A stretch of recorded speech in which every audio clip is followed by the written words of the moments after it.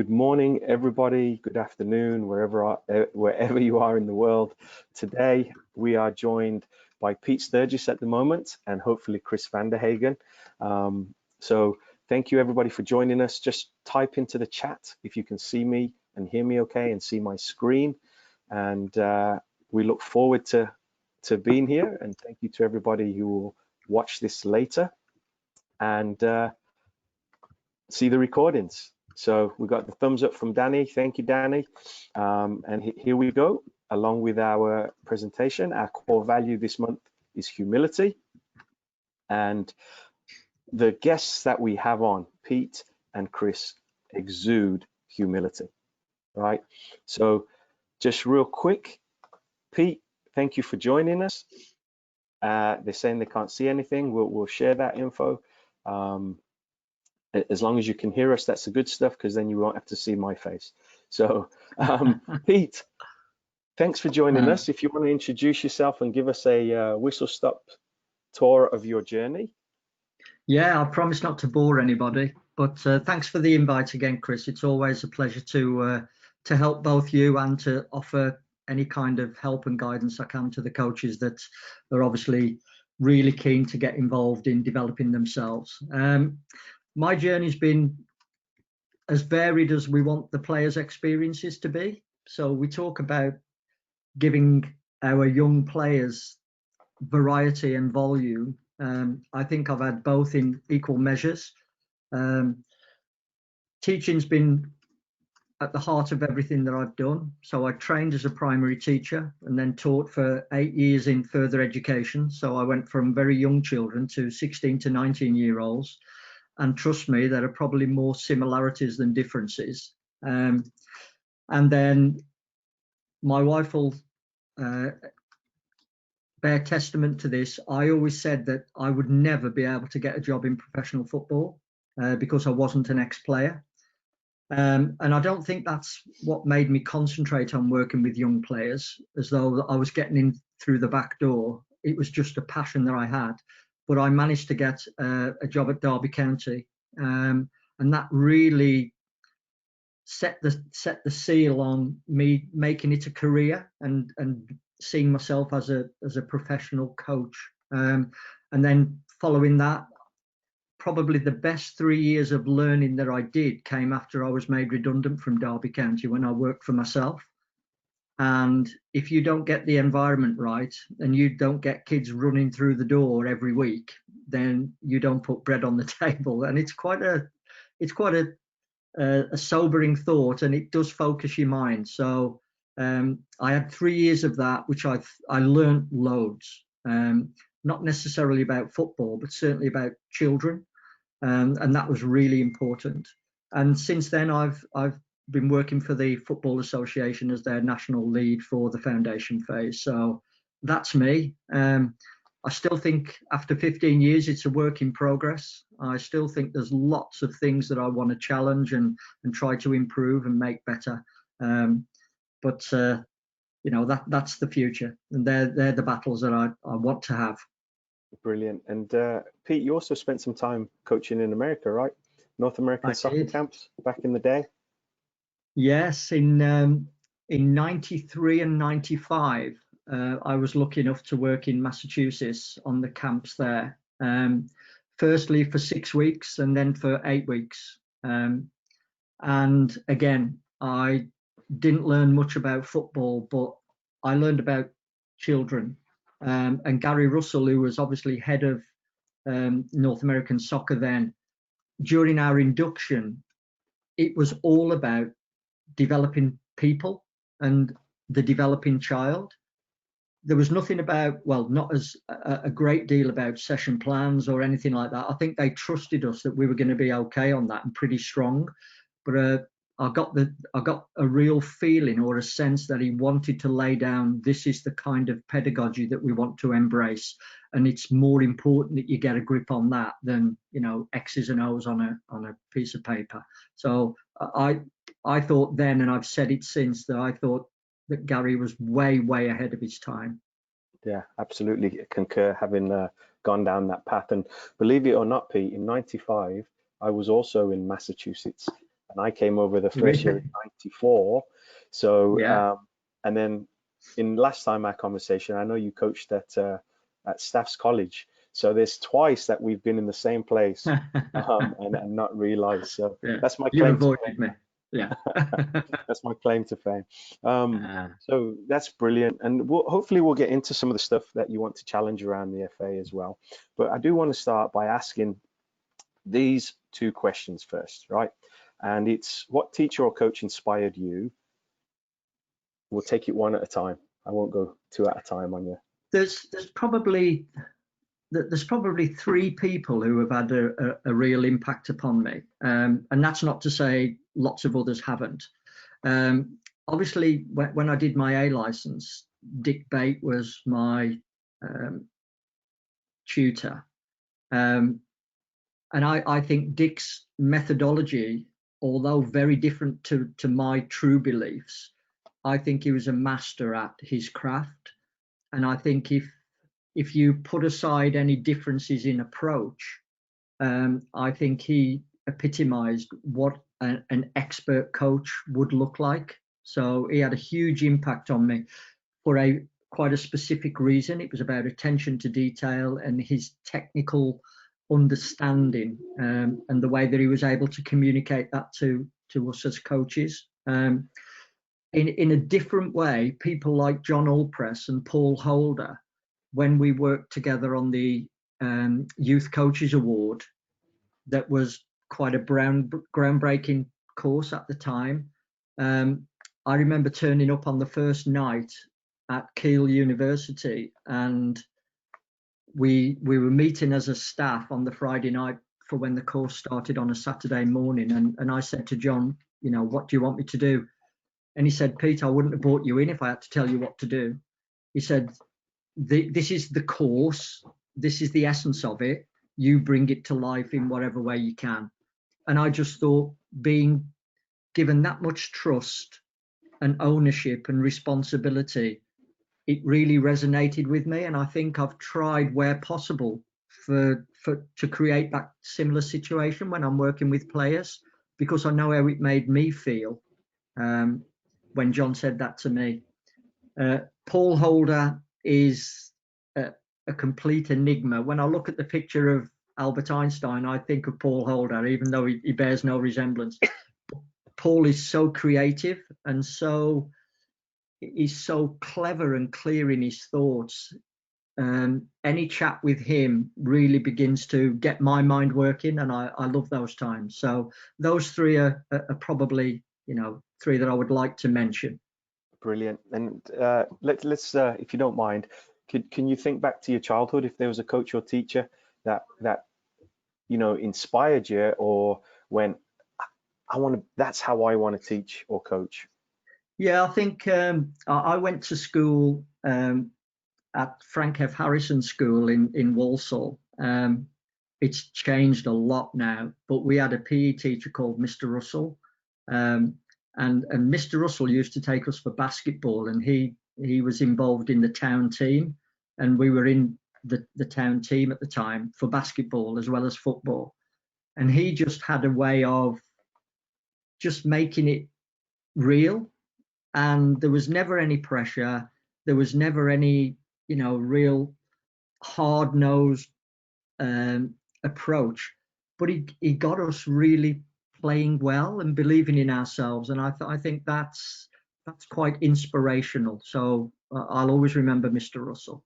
Brilliant. So it's twice two Mr. Russells have had an impact on your journey, as Yeah, well as Mr. Holder and Mr. Allpress, and yeah, the immaculately dressed always Coach Dick Bate, who our yeah. American audience will know, having been over here.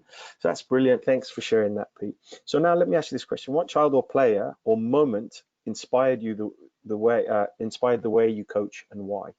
Yeah. This is going to be like therapy for me, and I have told this story before, not with you guys, but a young 10-year-old boy named Nathan Jones, when I thought I was in the middle of my best ever session. When you get that tug on your sleeve and you look down and you look into this very young face, and then the face says, Pete, this is boring, it just shook me to the core, because I had never thought of it from the point of view of how the players might receive what I was doing. And I thought, this is exactly what you need. I've got everything right. You know, this has got to be great for you. And then Nathan comes round and bursts that bubble and says, Pete, this is boring. And from that day, my first thoughts when planning anything has always been, if I was a player in this session, what would I think? Would I enjoy it? Am I being challenged? You know, and has the coach thought about me when he's putting this session together? So that was it was a shocking moment, but it certainly spurred me on to say, look, Pete, you've got to do things differently. Brilliant. Nathan Jones, thank you for your role in Pete's journey. If you're ever listening, wherever you are, you scallywag. He's got to be in the 40s now. So here's our objectives for today, Pete. We want to understand characteristics of children 5 through 8, priorities for coaching these ages. We'll talk about some practices, activities, and environment, and then we'll have some final key thoughts and messages, and we'll open up to questions. And you already touched upon those things. So let's the questions, I think, starting to come in. Roy Collins, that's a blast for the name. Past is an MLS one. Roy, everybody else can hear. I'll send you the recording, I promise. He was one of the NASC guys. So Pete, you know, obviously 5-year-olds are not mini 7-year-olds, right? If we were to take the, say, 5 and 6-year-olds and pair them in one, and 7 and 8s in another, because there's similarities, what are the characteristics, would you say, of 5 and 6-year-olds? And then we'll talk about the 7 and 8-year-olds. Yeah, I think if we look, if we leave physical development just to one side for the moment, but if we're looking at just cognitive development, there's children of that very young age, there is such a rapid process of development going on cognitively. From the age of about 2, the child has got as many neural pathways as a fully grown adult, and they have this over exuberance of neural productivity because they don't really know what the future holds, and so the brain overproduces in readiness for whatever the child is going to encounter. So from the age of about 2, the brain is then in a process of pruning and refining and making sure that it's equipped to deal with whatever experiences life brings along. And I think that's a really important message for us as coaches, because from a sporting point of view or from an activity point of view, we provide those opportunities. And so they will dictate what kind of neural architecture is laid down and then either kept or pruned away. And so this idea of variety, of movement, of problem solving, of creating a dialogue with the children so that they're totally involved and are active agents in their development, is not just great for them as people, it's really having a really positive effect upon their cognitive development. And I think that's an important thing that coaches need to know so that they can build that into their methodology and their pedagogy. Brilliant. So can you give us a little example of that, how you would say deal with a 5-year-old? We actually run a program for 2-year-olds, which is Introduction to Movement and Introduction to Soccer, right? Yeah. So if you could give us an example of, you know, dealing with a 4-year-old, for example. Yeah, I think we have to enter their world. So I think we've got this notion, and I think it can begin this early, that if the child chooses soccer, or mum and dad choose soccer as the way to keep their children active, we must put aside this notion that, and they could play professionally. And if we put that to one side and we focus completely on fun, enjoyment, and total engagement and immersion in being involved in soccer, I think we've got a much better starting point than saying, oh, this could lead to somewhere. So I think that's important. If we are beginning to introduce the basics of soccer to very, very young children, and we want to improve their cognitive development as well, so we're addressing things like problem solving or creativity or possibility thinking. If we are traveling around with the ball, we can ask the children, show me as many different ways as you can travel around with the ball. And some will pick it up, which is a really clever way of doing it. And then but we've already planned for this, so we're ready for it. So rather than saying that's wrong, we're saying, yeah, we're going to use our hands in a minute, but for now, we're going to just use our feet. And so we're really challenging the children to move around, the area or between 2 points, using their feet in lots of different ways. That is at a very, very basic level is brilliant for young children. Brilliant. And Kris has just joined us. Kris, thanks for Chris. joining us. Sorry guys, but I'm with the national team. I had a meeting with the players and the coach, and we were going out of time, and so sorry. No Do they problem. not know that this is more important, Kris? It is. Because we play England on Sunday, so it's really important. Nah, it's not. So Pete and I had bugged the changing room so we could hear what the tactics. Yeah, we know what you're going to do. I'm guessing you'll play a 4-3-3. No. With the senior team, they play a 3-4-3. Okay, I was just checking. So, Kris, thanks for joining us. And what we just spoke about there with Pete was what to expect from 5-year-olds and stuff like that. But if you just want to jump in, Pete gave us a very short whistle-stop tour of his journey. If you want to go do the same, I'm going to click back a couple of slides to show this great picture I found of you. And I chose this picture because you were down at the child's level giving a high five. And I chose this picture of Pete because he's obviously doing a coach's clinic or he's waiting to get jumped by the guys behind him, and the smile on his face in looking at this little one. So if you want to give us that quick whistle-stop journey, Kris, that would be wonderful. And again, thanks for joining us, and we apologize for taking you away from the men's national team. No, I'm finished now. My job is now for today. So, and I also said, I have a webinar at 5 o'clock. Can we start a little bit early? And we did it, but they were asking so many questions that I deliver a coach education session with our senior team. So they are in a UEFA B, UEFA A course. So every month when we have the camp here on site, I'm coming in, deliver a session. The session is for tomorrow, but now the day before the session is always we have some one-on-ones, and also we share with the groups the problems that they had in the last month, because they are going for the first time ever on the grass as a coach. And these are class players, but they are so nervous to get on the pitch as a coach, because it's the first time that they do it. So they have experienced all kind of problems, and they shared now with each other how they solved it or how they tried to solve it. And some of them, they couldn't solve it on their own, and so that's why we showed on the screen some examples of possibilities to help them to get their sessions on a higher level.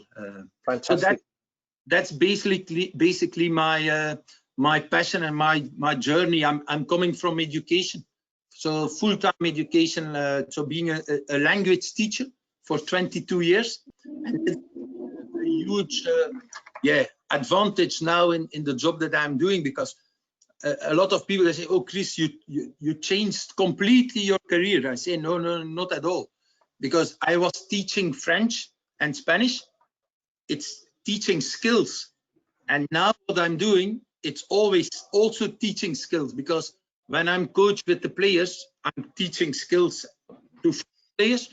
And when I'm a coach educator, like I was now with our senior players, I'm teaching again skills, but to be a coach.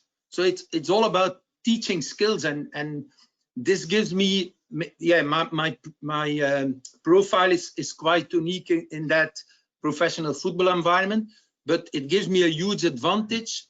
I'm always thinking like I was at school. How can I teach them? How can I teach them that they really have learned it? Not I've been teaching them. It's okay. No. How can you teach it so that they learn it? And that's completely different. Yeah. And I always tell it, it's a stupid story. And I said, do you know the story about Shuffle is my dog? And I said to my friend, I teach my dog to whistle. And my friend says, yes, do, yeah. I teach him to whistle. I say, unbelievable. And I say, yeah, but I didn't say that he learned it. So, of coaches, they teach the game, but they don't see if the players, if they learn it, because they teach it in the wrong way. And that's a very good question when you ask it about children 5, 6 years old. How can you teach them the game? And first question, do we have to teach them the game when they are 5 years old? Or do we first have to make them love the game? And if you make them love the game, and if you make them love your training sessions, they will automatically learn the game. And that's really very important. And it changes the whole setup, the whole environment. Yeah. And that's the same thing what I'm just telling to this high level world-class players. Say, for you, everything is easy. Everything is, it's evident, it's normal. But it isn't for the players that you're coaching. They are coaching 15, 16 years old. For them, it isn't easy. They are struggling with the things that, yeah, for Witzel, not everything is easy. Yeah, for De Bruyne, everything is easy. He can't understand that they don't understand. Yeah. So you have to think about the same thing for the youngsters. What is the best way to make them love and learn the game? Yeah. And that's how we changed the whole playing and coaching and training format in Belgium. And that's why I'm on my knees to be on the same level. I always compare it like that.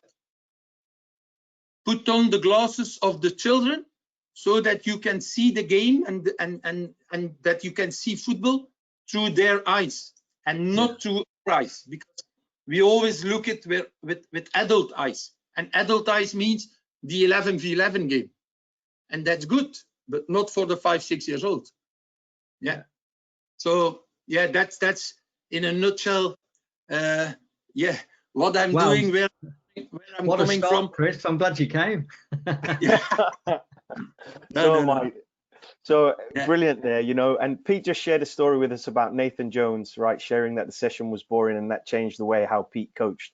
And I think you bring up some wonderful points, Kris, about putting the kids' lenses on, right? Looking at the game through children's. And Pete, you talked about how do we get down at their level and see what it is they want. And I think as coaches, sometimes we projectile vomit what we want them to learn, but there's no way that we know. If they're in the mood for running, jumping, skipping at these ages, let them go. If they want to watch the aeroplane, twirl with them, right? We have to use our imagination. So, Kris, I'm going to ask you this question real quick, and it's what coach or teacher inspired you? Yeah, but I think it's a difficult question in that sense. I have one. So many. So many, because they inspired me at a different stage of my development and of my career.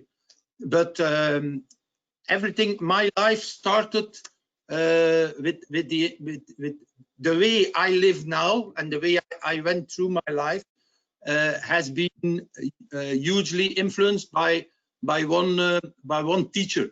And I think Pete knows the story. I often tell it. I adore languages.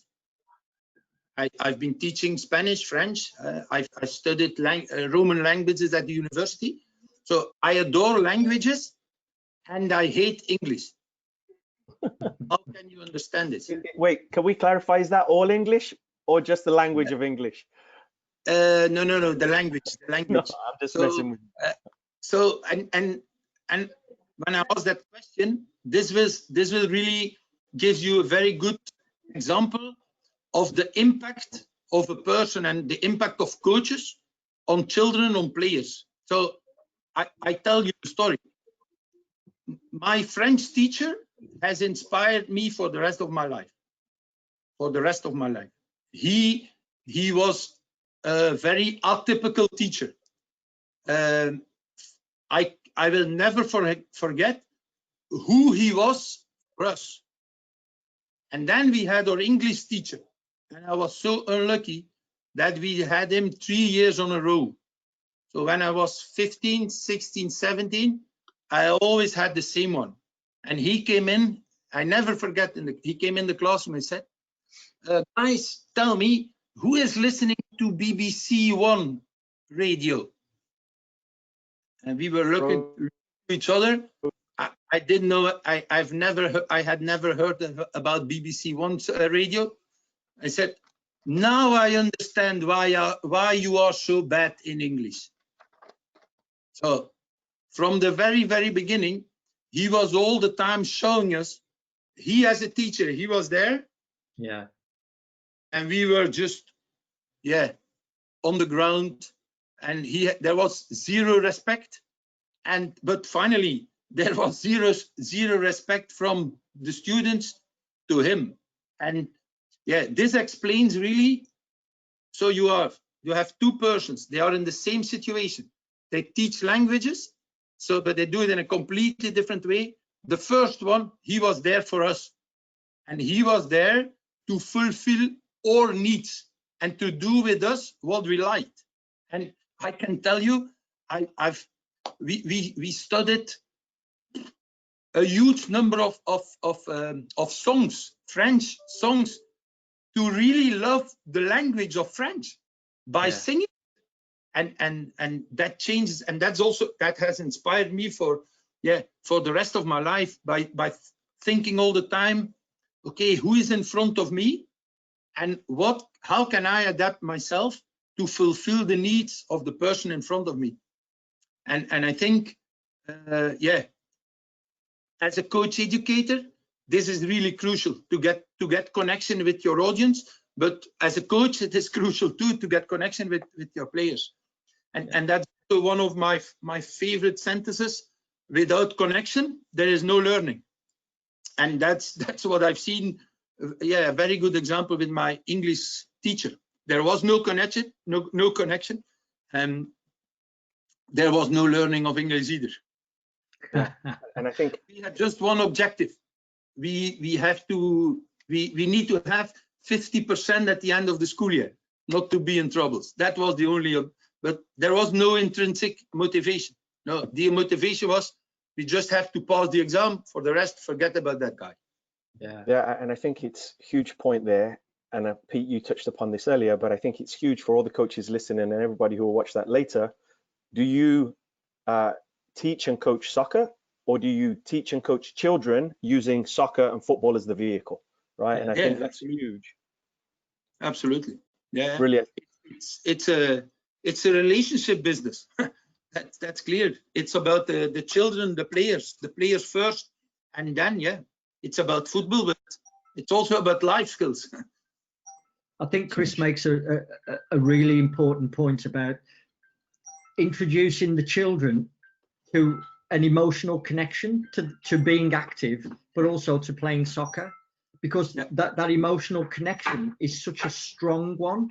And I think that's what would keep being active or playing soccer as at the forefront for the rest of their lives potentially. But it does come from that initial visceral connection with how someone has made you feel in a particular situation. And for us, that could be through the soccer activities that we do with the children. But it's such an important point, Kris. I'm glad you've made it. Yeah, and just for the audience, that was Kris VDH, not CP. So I'm sure both so of you would have done that. let's talk a little bit about the physical development and what we can expect to see from 5 and 6 year olds. And then Pete, if you want to take the 5 and 6 year olds, and then Kris, if you want to build on what Pete says, and then maybe Kris, you take the 7 and 8s, and then Pete can build on what you said. Yeah, I think it all comes from that cognitive development that I was speaking about, and the laying down of those neural pathways, and the way that those pathways are myelinated as they practice more and repeat similar actions over and over and over again.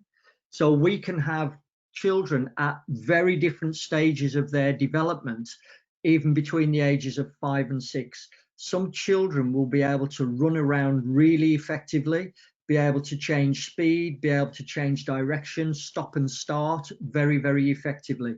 Others, they might be quite a way away from that. And I think one of the skills of coaches of children this young is to be flexible and adaptable, so that all children feel as though they're the #1 priority and can benefit from the activities that are being done. And so the coach needs to be able to dial up and dial down on any activities that they present to the children. We used to do, I ran a program in the UK, and it's still running now, but I fronted it for 8 years, where we had children working one-to-one with their parent. So the idea that, you know, children wouldn't concentrate, they wouldn't listen, we tried to remove that aspect. So the coach would take the session, but little Johnny or little Susie would work one-to-one with their parent. So it gave the parent some real quality time with their son or daughter, but it allowed me to take them through a whole series of practical activities to test their balance, their coordination, just their general movement programming. Children have real difficulties judging the speed of moving objects. And that's why a lot of 5-year-olds might run towards the ball and then stop and then have to chase after it, because it's gone a lot faster than they imagined. So I think if the coach understands those things, we don't get stressed out when they happen. We just know that this is the norm for children of this age. And we try to come up with ways that we can help them through that process. So I think, to summarize, what I'm saying is the children will be in different places. They'll be capable of doing different things. And I think we have to bombard them with a whole series of physical opportunities so that we can lay down a real neural architecture that prepares them for anything that might follow. Brilliant. Kris, anything to add to that, yeah, or build upon? Maybe I can just give one suggestion, and it's in the same context as what Pete is saying.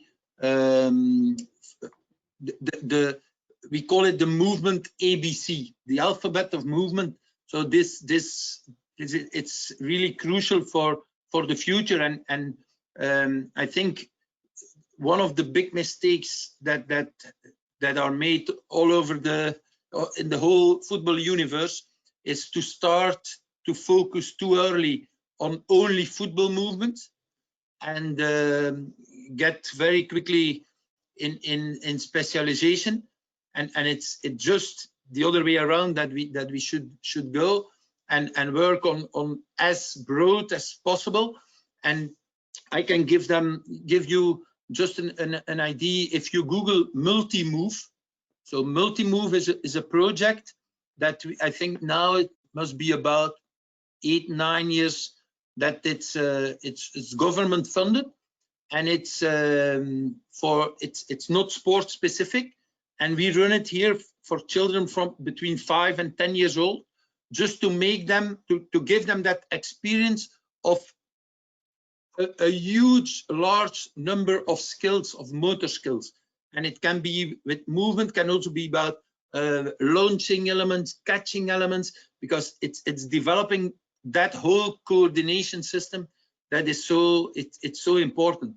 And we forget, when we were young, we were playing all the time on the street, we were climbing in the trees and so on. We developed these things by playing.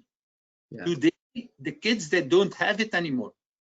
If we know that they have 2 hours physical education in 1 week, 2 hours, all the rest of the time they are sitting in front of a screen, they are on their phone, on their tablets, and so on. So where do these movement skills, where do they have to come from? So we really have to work on it, but by playing funny games, and in these funny games you can introduce these different movements, and it's really interesting to think about that, and yeah, to have somebody in your club or in the soccer academy who is really a specialist about that. And you will see, and the idea of 1v1, one-on-one with the parents gives you that quality time, and also gives you a possibility to the parents to keep doing the same thing at home. Exactly. With the lockdown, you don't have, you can do all these funny games, even in the living, just in the garage outside. There are a lot of things that they can do. As Tom Bayer says, football begins at home, right? Absolutely. But so, we played a lot on the street, and when it was dark, we had to come inside, and then I was happy to play. I was happy to have a brother, and we played all the time 1 against 1. It's an important point, both Chris's, because I think the more and more the adults grab the recreational time of children and structure what it looks like, it has to look more like children's play than, you know, proper coaching or really structured, rigid format. So I think the more the adults get involved, the better they've got to be prepared to make it and allow it to look like children's play. And I think that's when you hit the sweet spot and get all of the things that Kris spoke about and the returns that are possible from that. Yeah, and I think it's absolutely massive, and you both bring up such good points. Now over here, a lot of coaches see the parents as the enemy as opposed to the team behind the team, right? So engaging parents, I think, is critical, but then also educating them. And hey, listen, there's going to be times where your 5-year-old doesn't want to play. This is natural. It's okay, right? And you know, we know that 5-year-olds don't share too well. So asking them to pass is kind of silly, right? So just to clarify a little bit, Pete, you talked about repetition and repeating actions. I do not want the coaches to think on this call that you now have to have kids standing in lines, dribbling through cones, but finding different ways, repetition without repetition, like Newell's theory, and how we do that. And hopefully we'll get into a little bit of that in the practice activities and stuff like that. But Kris, let's talk about how 7- and 8-year-olds may differ from the 5- and 6-year-olds, which we know that all children differ in their age and stage of development. But what could we expect a little different from the 7- and 8-year-olds that we can't from the 5- and 6-year-olds?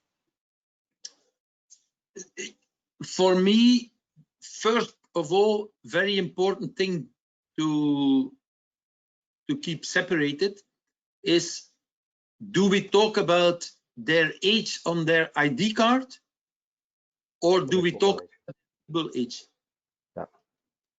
Because that's a very different situation. I give an example.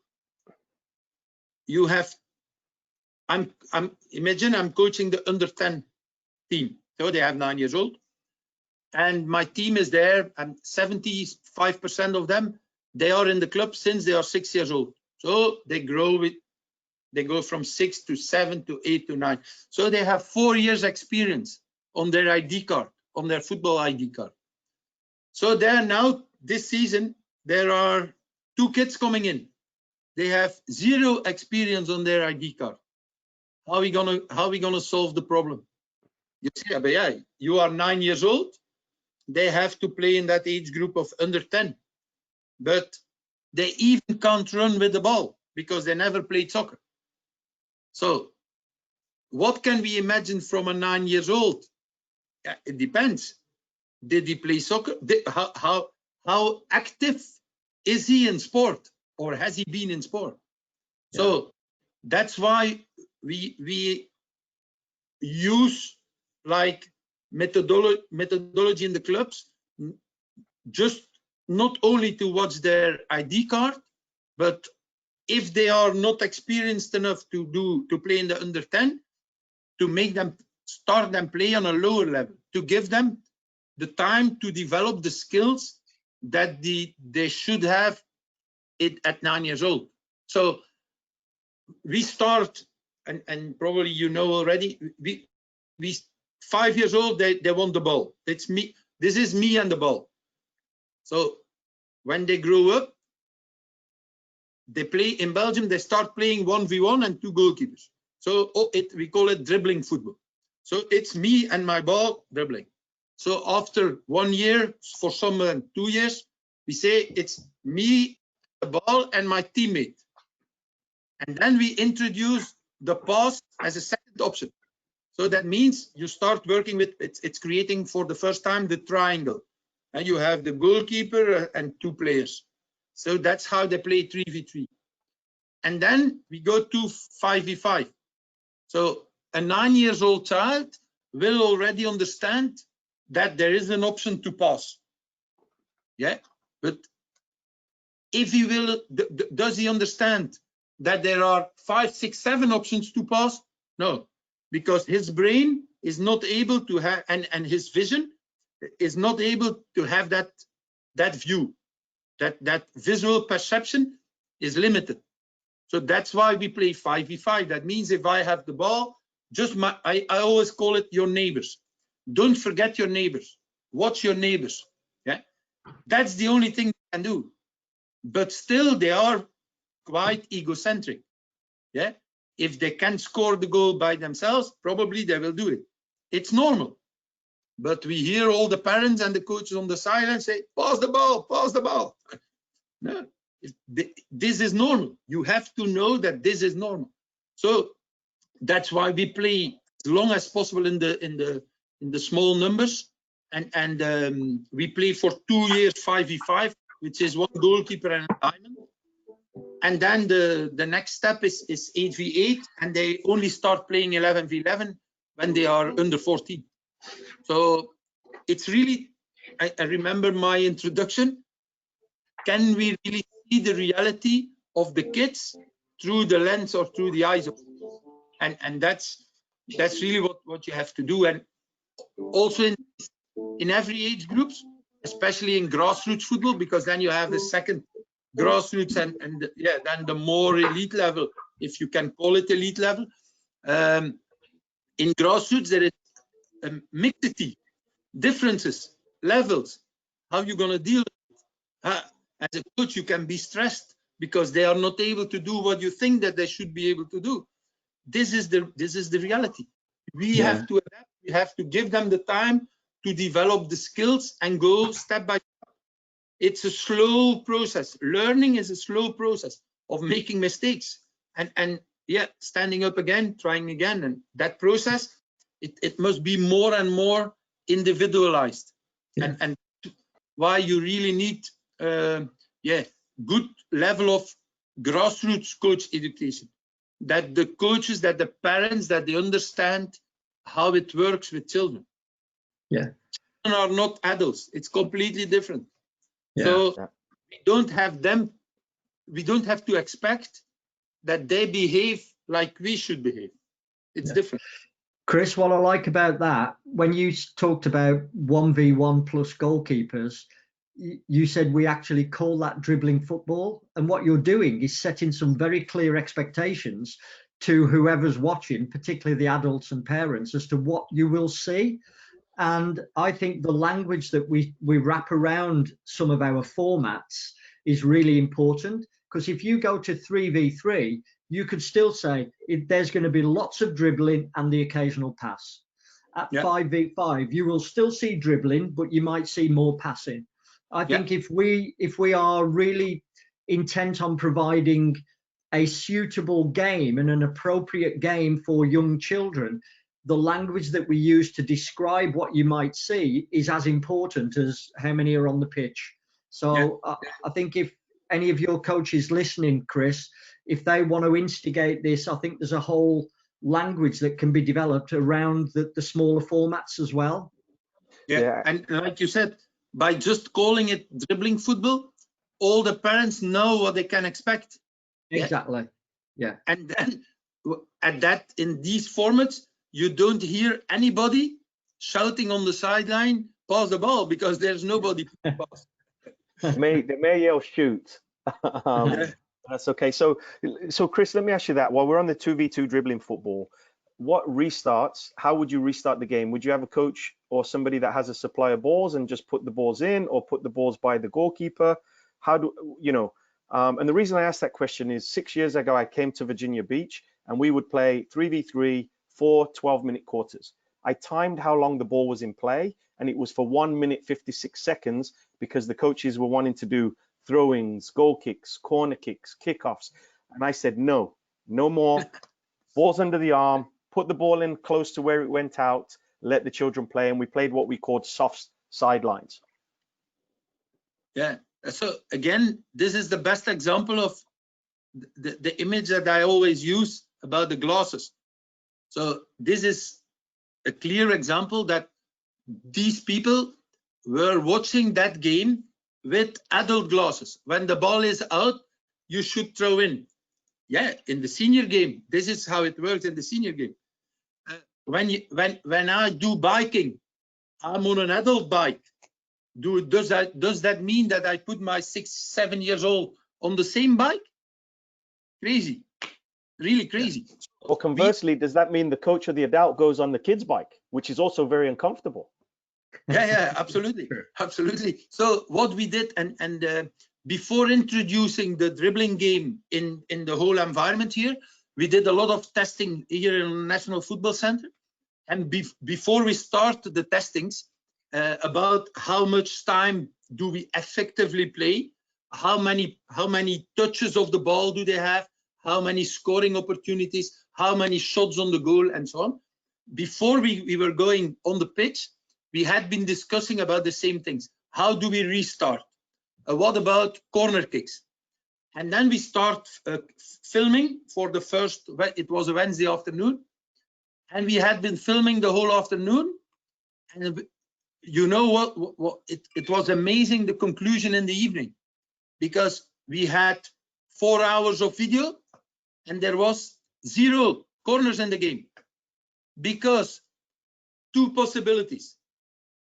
They are 1v1, they shoot to the goal, it's beside the goal, no problem, the goalkeeper restarts. Or they shot on the goal, it's goal, no problem. Or the goalkeeper gets the ball, no problem. Or when he deflates the ball, the power of the shot is not high enough that the ball is going out. So we were thinking there will be a lot of shots on the goal and corner kicks. No, there wasn't. So we didn't have to think about that problem. And what about the restart? What do we do? The goalkeeper puts the ball on the ground and he starts how? What does he do? He starts dribbling. Because we don't want the goalkeeper to kick the ball in the pitch. It's about dribbling football. In fact, there is no goalkeeper. Who is the goalkeeper? The player who is in front of the goal. He's playing as a goalkeeper, but he starts, puts the ball on the ground, and he starts dribbling.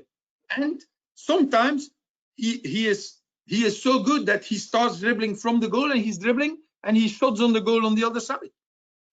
No problem for us, because he has been dribbling, he has been active, okay, and we play for only twice 3 minutes. And when we change the roles. So me and Pete, we play together. I start as a goalkeeper. The next 3 minutes, Pete is playing as a goalkeeper. So from the very beginning, the parents all will also see that the goalkeeper is just a normal player like the other ones. Yeah. And it's not one who can't run, because that's all, or who can't play football, who is bad in soccer, so we put them in the goal. No, everybody is playing goalie, and they like it, and they like it. And I think that's huge. Sorry, Kris. Not after you, Pete. If young children choose football, we've got to serve it up in an appropriate way that they feel part of it and feel as though it's their game and they can influence the game in whatever way, rather than we dictate how much you can be involved by saying you've got to stay here, you've got to play in that position. So I just think if they choose soccer, we are duty bound to serve it up so that they get as much enjoyment and engagement as possible. And some of the things that Kris has described do that absolutely. We've tried playing within inflatable pitches to keep the ball in play more of the time. Yep. I think if a coach has got a number of balls under their arm, you can also dictate where you roll that ball in. So if somebody hasn't really had a chance to dribble for a few minutes, that's where the ball is rolled, so that we then bring them back into the game. But I think the game itself, certainly at 2v2, is small enough so that everybody is getting lots of action. But we can try to ensure that by trying to cut all corners to make it as engaging and as enjoyable as possible. Yeah, and I think the ball is going less out because you're only in 1v1. So the more players you are, the more messy it is. The more they all get around one ball and they kick the ball away. So I think it's huge. I think there is no throw in when the ball is out. They take the ball and they just dribble in, because it's all about all the time. I think it solves two of the problems here in the US, which is parents say, I don't want my child to play in goal. And the second one is we don't have enough players like De Bruyne, Raheem Sterling, like Messi, like Cristiano, who want to get the ball and dribble. So we're going to move on a little bit and talk about the priorities. And Pete and Kris, you've both touched on this, the priorities for coaching these age groups. And Pete, you said the coach has to be flexible and adaptable. Kris, you used the word patient, right? We talked about seeing the game through the children's lens. What other things would you say are priorities when people are coaching this age group? I know, Kris, in Belgium, you have at the under 5 and under 6 level, most of your coaches, if I'm not mistaken, are female, you said. In my club. This is in my club. Yeah. We only have female because the difference between these ladies, they take care of the children when they are on the soccer pitch. They don't behave like coaches. Men, they want to be coached. These ladies, they don't want to be coached. They want to take care of the children. Yeah. Creating the best possible fun and learning environment for them. That's the difference. And this is really crucial in this age group, that you are aware about the needs of the kids, and that you as an adult, you want to adapt to the kids, to what they want. And that you can imagine, you can try to be part of their world, and not the other way around, where we want them to be part of our world. Fantastic. Yeah, I think Kris has made a really important point, because I think kindness, caring and sensitivity is something that is not always aimed at football or soccer in general. But I just think it's so important, because the children have to feel cared for in such a way that they will respond to whatever opportunities we provide for them. And it's almost the default setting, or the minimum operating standards that we have to adopt with our youngest children. So if you haven't got a really kind or caring disposition, or you don't enjoy being around young children, then actually coaching children of this younger age is not for you. And it's not a criticism, it's just not for you. And I think the personality of the coach comes out when they're in an environment where they actually enjoy being with children of this young age. And I think that's certainly relevant for me, that I really enjoy the company and the humor and the quirkiness of these young children, and that brings out the best in me. So I think if that's your personality and it's a good fit, I think you've got a chance to really do well working and coaching with these young children. But sensitivity is such an important thing. And it comes back to what Kris said about building that strong relationship and connection with the child. And it's the basis for everything that follows. And if there's no connection, there's probably not going to be a great deal of development going on. No. Yeah. Huge. And it's not only for these age groups, but for all of them. But Yes. they, like you said, Pete, sensitivity. So the players, they feel very well if you as a coach, if you are there for them, or if you are there for yourself. And that's not only for children coaches, but for me, the most important question, if I have to look for new coaches and somebody applies, I ask, why do you want to be an under 10 coach? Why do you want to be an under 17 coach? If this is already a challenging question for some of them. Why? Yeah, but why under 10? Yeah. And not under 15? Or why under 15 and not under 10? They really have to be aware about, what will be happening in front of them? Who will be there? How are they, these kids? And do you feel comfortable with? Do you feel comfortable with making that connection? Can you speak the language of 7-year-old children? Yeah. Or can you only speak about pressing and counter pressing? Because they will never understand what you're talking about. And transition. Yeah. Kris mentioned earlier about, sorry, Kris. Kris mentioned earlier about the young child being egocentric. And I think alongside that comes a developing sense of empathy. Some young children can be quite empathetic, so they can understand things from someone else's point of view. But if they're not at that stage yet, they have no concept that if they don't pass the ball to anybody, they're going to be frustrated or they're going to be disappointed or whatever. And so us shouting for them to pass it will not resonate with them at all, because this sense of empathy about how my actions impact upon somebody else is not anywhere near developed to the point where they can say, actually, they're in a better position than me. I'm going to actually feel good by passing them the ball, and they will feel good because I've given them the opportunity to score. Some children are just not in that stage of their development. So we are wasting our time shouting, pass it. But it will come, and as children develop this sense of empathy, and we can actually work with them to develop that, get stronger and stronger, and that's when you move from me to we. Yeah. Brilliant. Just so eloquently put there by both of you. And I think to summarize, obviously, if you're working with these age groups, you've got to know who's in front of you and know what kind of things they should be able to do, but also know yourself and reflect and be adaptable. Because if you think you're going to be in control of the whole session, you're mistaken. And you can be very disappointed.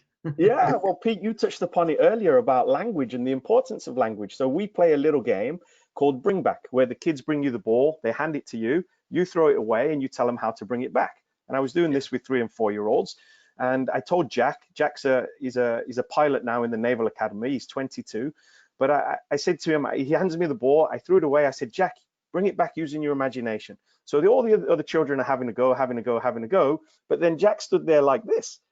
And he says, Coach, I'm using my imagination, but the ball still won't come back. So, we have to think about the language, right? So we talked about, we touched upon the 2v2 and the environment and the priorities.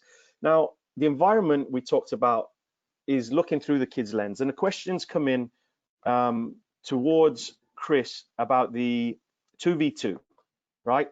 And it says, for the 2v2 format described, can you talk more about group management? How many kids are involved in that match day format? How many concurrent games are typically played? And how many coaches are working with the group?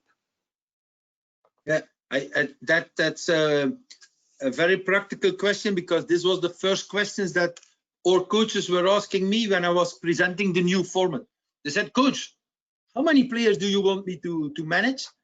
I said, as much as possible. how many can participate? We call it football festivals. So we organize with 2 clubs, can be with 3 clubs, and we say to the clubs, bring as many players as you want.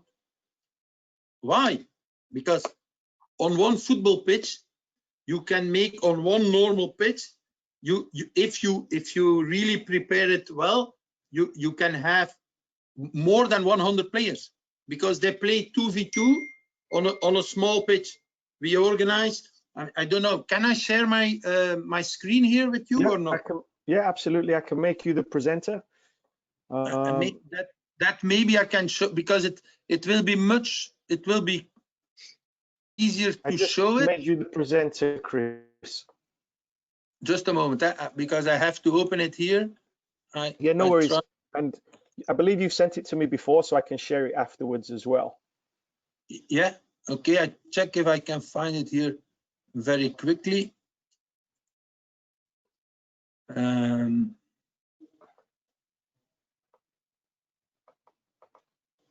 While Kris is just finding that, we've got plans to pilot the 2v2 over in the UK.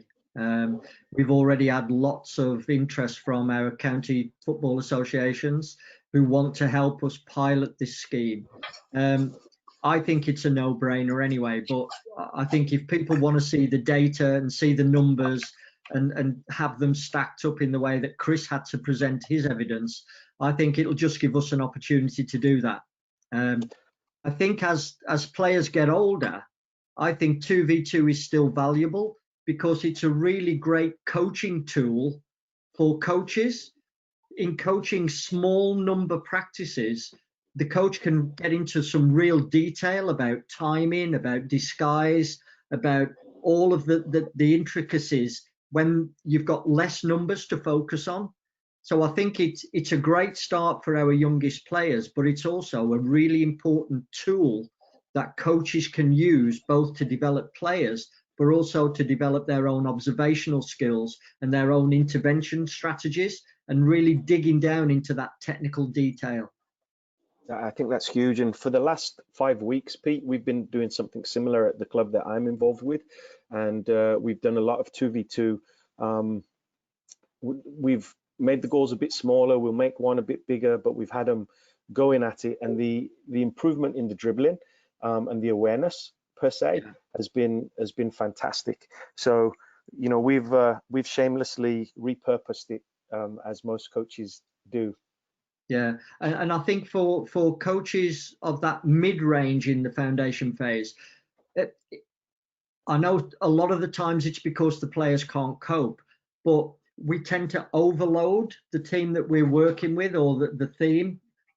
There's a lot of research that backs up the fact that underloaded practices develop more creativity, more options, more different possibilities. So it's really good if your players can cope with it to also include lots of underloaded practices, so that we develop that kind of adaptability and flexibility within the players, but only if the players can cope with it. But it's a really good thing to think about if you're putting together a longer term plan.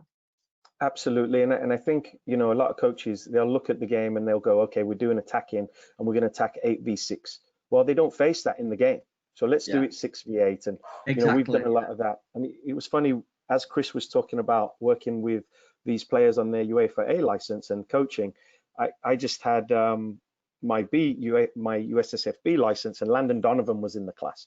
And he'd never coached. And now he's coaching a USL team, but had similar experiences to the players that Kris was discussing. Kris, we can see your screen. We're live. Okay.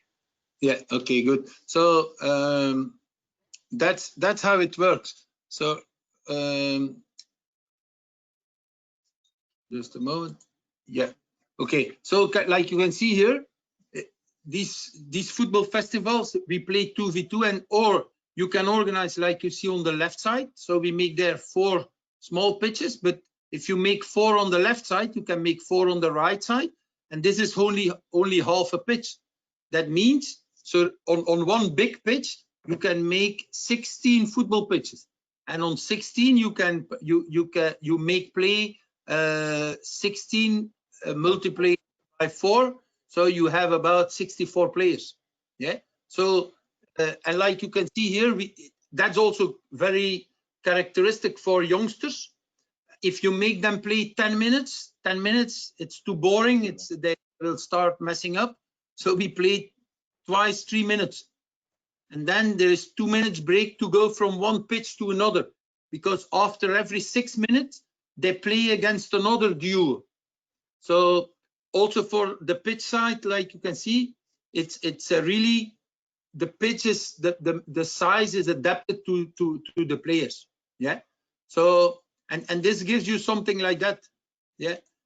The video that we used to spread it all over the country. This is Flemish language dribbling football, and you will see we use bibs because we don't play team A against team B. We mix the kids up and we try to ask the coaches to give them similar level. So the most experienced ones, they play with the most experienced ones against the most experienced ones to have equal games. And you see it's all about having fun and developing their skills, and yeah, a lot of ball contacts, no problem, not too much structure, with a lot of freedom for the kids. Look to the goalkeeper, he's dancing now. It's number 14. And you have difference in level. That's why we ask the coaches to put them on equal levels. Brilliant. And then, you know, if there's an odd number, they have a skills. I saw the hurdles in the background. They could maybe play 1v1 and again modify the game to suit the needs.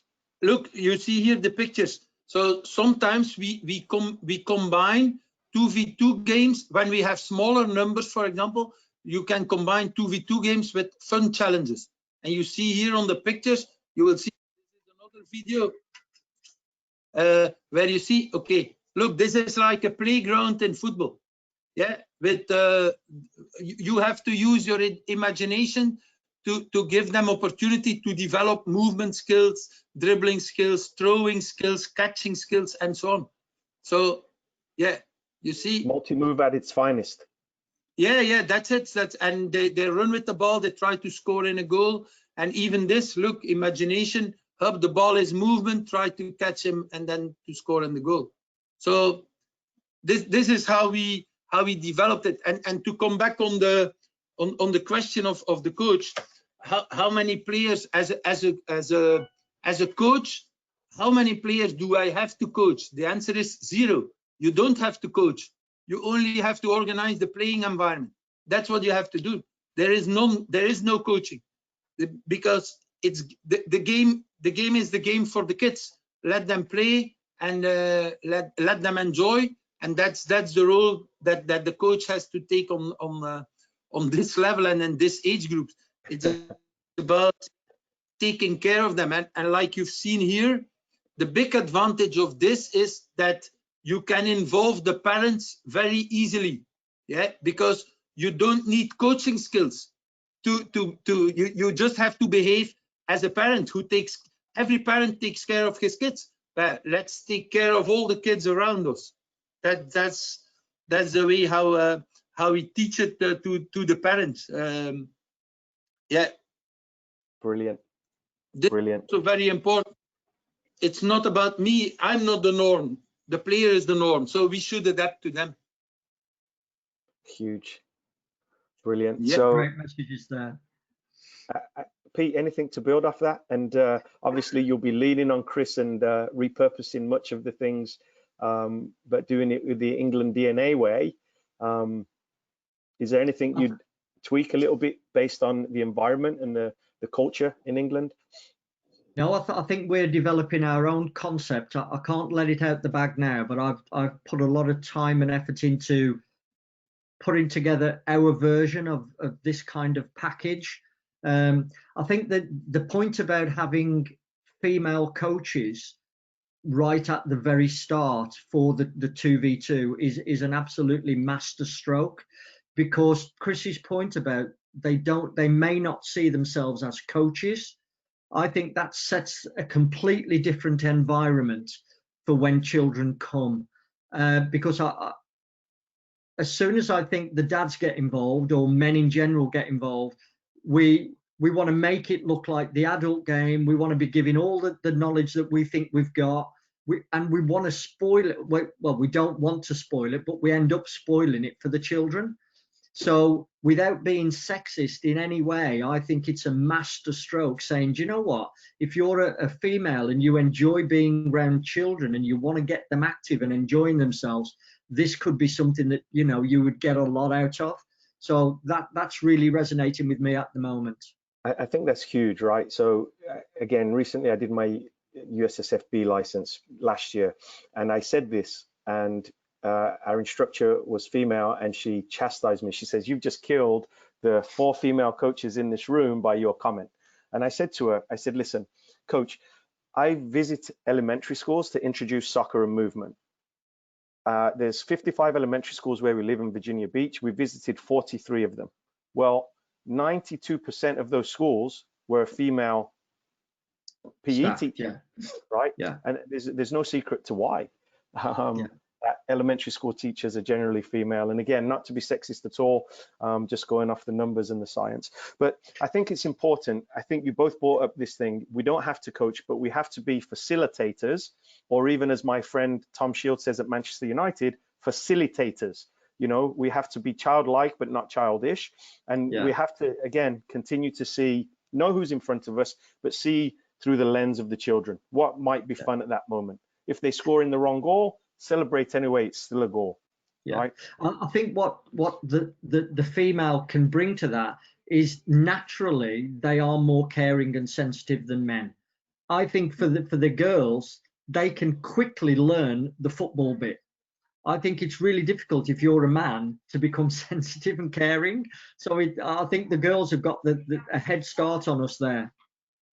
Yeah, absolutely. Because and I didn't want to say that the girls have to be coaching only these guys. No, they have a huge advantage.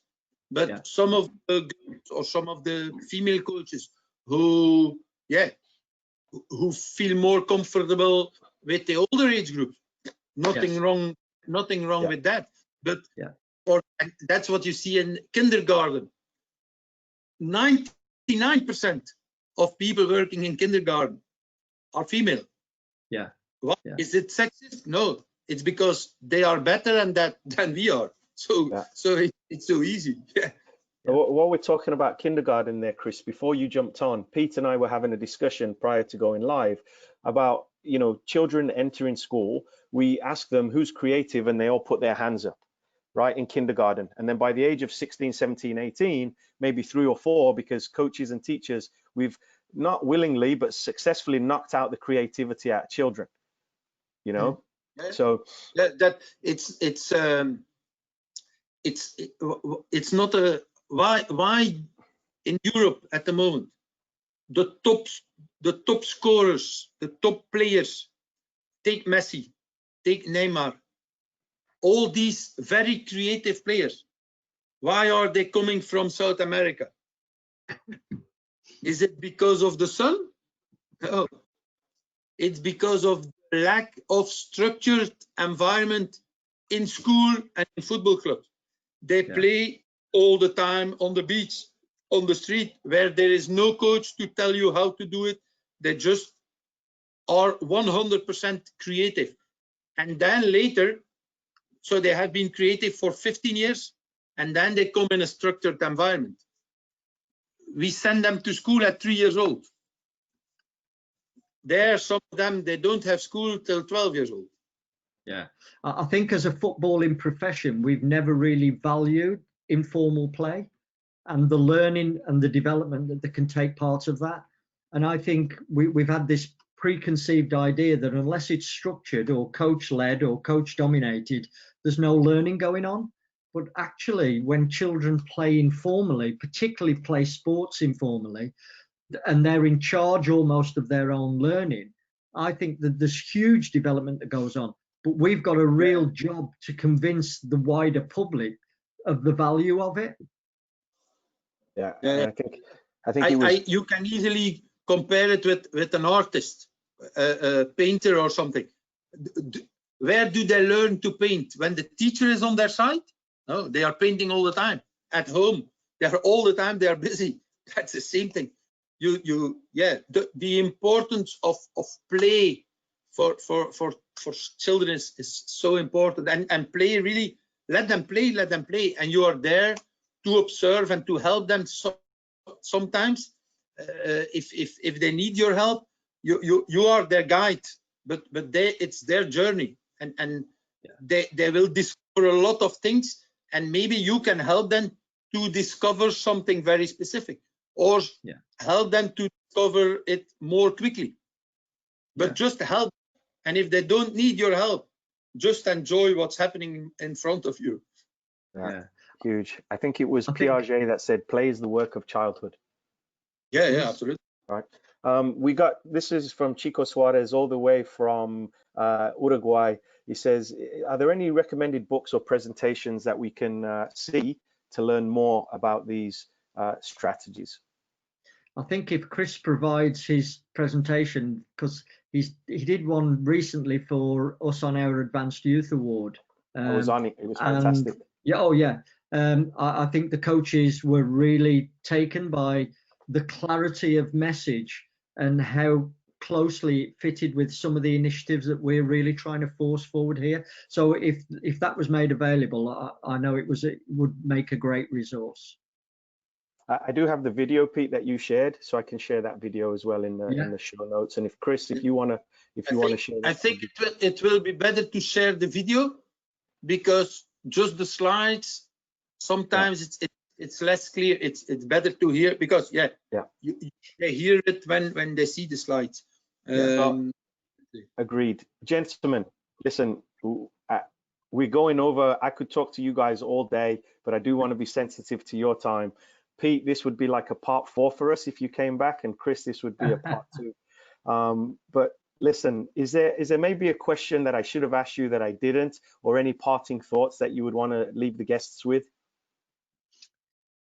I don't think. One last thing from me.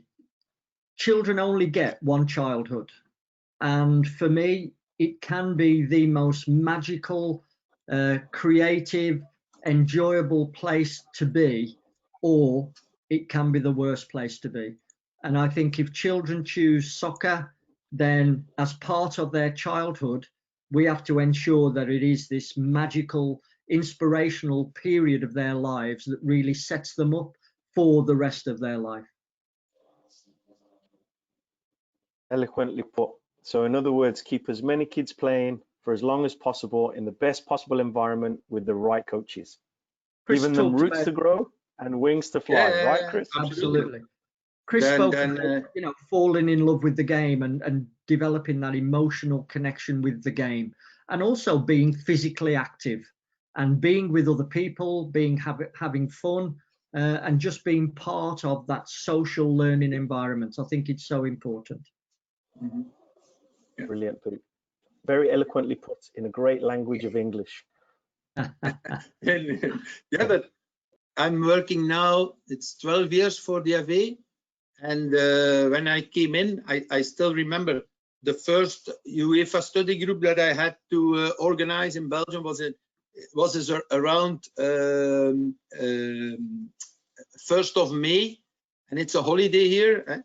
And my daughter, she joined me to help me to prepare everything, and she said, and then she was going to take pictures, and she said at the end of the first evening, she said, "Dad, please stop talking English." I said, "That's it." She said, I feel embarrassed when I hear you talking English."